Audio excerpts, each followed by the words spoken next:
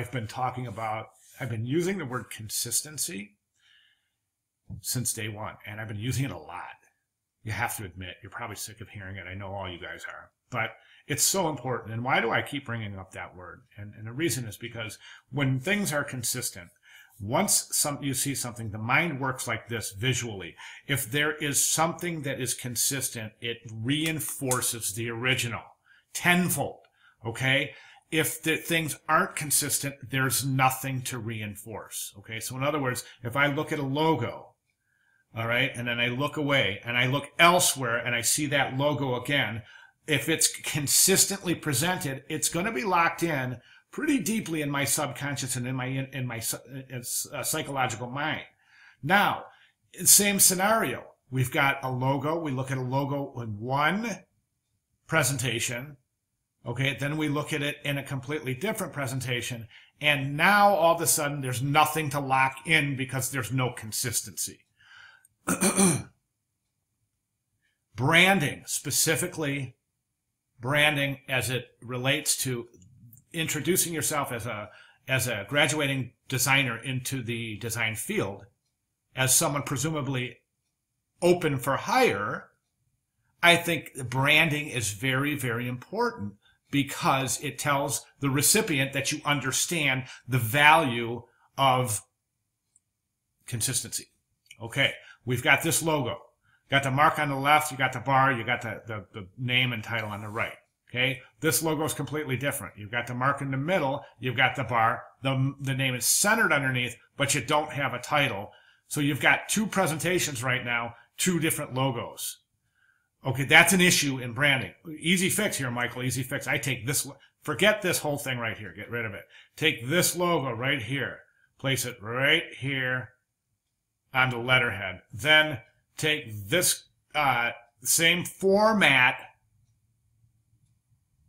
and place it at the bottom. Okay. Now keep in mind, our book does still recommend in 2016 to include your, your physical address, your fax number. I mean, I know a lot of people don't. I mean, as a web and graphic designer, do you need that? I don't know. That's up to you. I'm just saying the book recommends that we still keep traditional information in the business card. That would include a physical address. So that's up to you. I see you got the telephone number, but there's no fax number either, or you do have the website. So that's great. Okay, so consistency. That's what I'm saying. Now, why move the logo over here to the left? Two reasons. Number one, the weight is such that it is implied to the left, even though it's centered, the weight implies that it's to the left. So let's take that weight and imply the same thing. The other reason I think it's a smart move to place a logo on a letterhead on the upper left is because it's like building a house on a foundation that's already there. Why try to build a new foundation when you got a perfectly strong one right up here in the corner? And why is that a foundation, Michael? That's because that's where we enter pages. And that's what we're accustomed to from being small children. So this is primary real estate. I say use it. Logo, contact information. Okay. What do you think about that? Let me know. All right, leave behind. I think that this is interesting, and I'm just dying to see it printed out and assemble. I thought it was going to be bigger, though. I thought it was going to be like 2 by 3 feet, which means that you would either have to go into a large format printer or tiled it.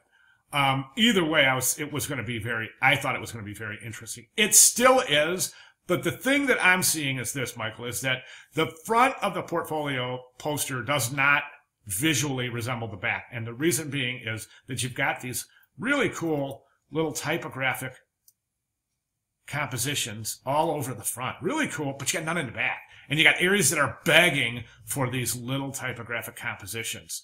Say something about your work right there. Talk about it right there. Maybe even put one facing this way. Maybe even put one facing this way. That way, the person holding this piece is forced to have a tangible relationship with it because they're going to be forced to turn the page to the side to see the work. That's an interesting tactic. You might try it. All right, that's where I'm at, Michael. Any questions, comments, or other, please feel free to get with me. Good job. Thank you.